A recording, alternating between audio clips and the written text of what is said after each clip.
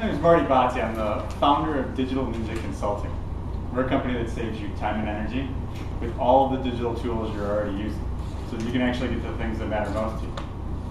One of those things digital ninjas know that other people should know is that getting organized is one of the best things you can do for your productivity. One of the problems that we have nowadays is our files. So I have a couple questions for you. In the past week, have you spent more than a minute looking for a file? Maybe even 5 minutes looking for a file? How about you went looking for the file and you didn't find it at all? Maybe you had to ask somebody, or you had to email somebody, or you had to do the worst thing yet, start over from scratch. That can consume a lot of time. Often, we keep doing these things over and over again. Imagine if you took 5 minutes to find a file, and that happened to you 10 times a day. Many of my clients that are struggling with productivity have this exact problem.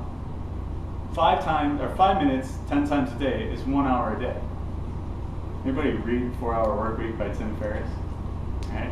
Great book about working 4 hours. You're not going to get there if you're looking for files for 5 hours a week.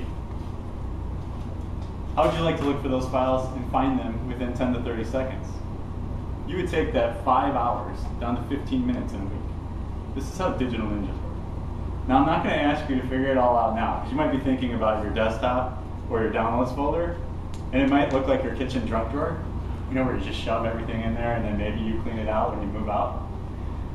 But what I am going to ask you to do is understand the logic behind it, because once you understand the logic, it becomes a lot easier to clean up things in the future. It's really, really simple. There's a couple myths though. First thing you need to know, organized people are not always organized. They have to go back to some sort of skill set or knowledge that they have, and I'm going to give you that knowledge today.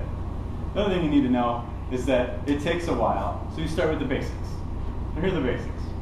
When you walk into a company, back in the day, you would actually have a set of file cabinets. File cabinets were easy. You might have one per department.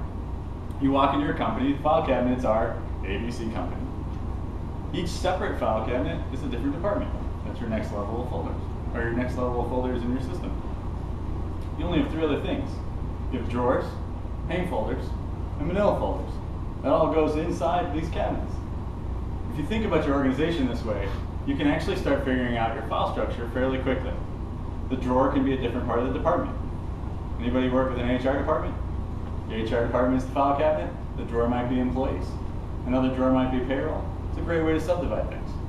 Beyond that, you don't just throw files directly into the drawer, do you? That's how you get the kitchen junk drawer. So you need the next level. The next level is where all the meat happens, and that's the hang folders. Remember those things? The little tabs on the side? That's your first and major level of organization that's going to help you in the future.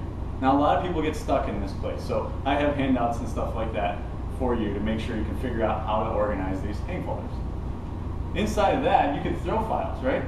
1 file in there, 25 files in there. As long as I know I got to go to this department, to this drawer, and it's organized by employee, I'm going to find what I'm looking for. That's a quick speed up. Now, if you have 3 to 5 groupings of files, this is where those manila folders come into play. Remember those folders? We can add a tab to the top of those. It's a great way to group anything from 3 to 5 files or more. And those are really flexible files, so you can be a little bit more loose with the names. And then finally, you have the actual file itself, right? And one of the quickest ways to get speedy nowadays, because we don't have to actually run to a file cabinet and open a drawer and dig through all this stuff, we have search functions. So naming our files more accurately, with more thought, actually can retrieve files much quicker. So when digital ninjas actually go through their process, they think a little bit backwards. They say, how am I going to retrieve this file? They give it some keywords. They make sure it goes into the right drawer, in the right cabinet, in the right department. And when they need it, it's 15 to 30 seconds instead of 5 minutes. So who here, by share of hands, would like to save 5 hours a week? I'd like to think about what you would do with that 5 hours a week. Because looking for files is not going to get you the next job. It's not going to get you the next promotion. And as an entrepreneur, 5 hours a week could be the difference between you getting your Saturday back or maybe getting to your family in time for dinner.